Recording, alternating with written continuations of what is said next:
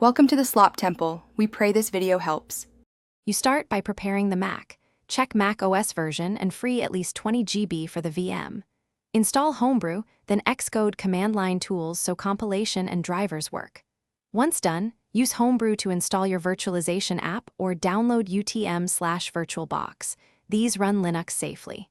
Next, download the Linux ISO you want and verify its checksum so you avoid corrupted installs. Finally, create a sparse disk image or VM folder and keep your installer ISO handy for the next step. You now build the virtual machine and configure resources.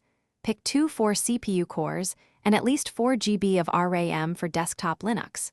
Set disk to 20 GB or larger. Attach the downloaded ISO as the virtual CD-ROM, enable hardware virtualization in settings, and configure shared folders or a 9p/VM tools path so you can move files. Make networking NAT for safe internet access or bridged if you need LAN services.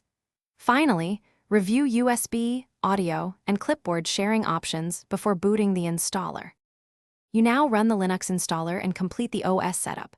Partition the VM disk, create a user account, and enable SSH if you want remote access. Once installed, boot into your new Linux and install guest editions or Kemu tools for drivers, clipboard, and resolution fixes.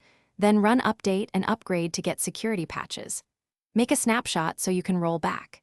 If something goes wrong, check virtualization support in Mac OS firmware. Re-verify the ISO checksum and inspect VM logs to find the error. Thanks for watching. Consider subscribing if we helped you.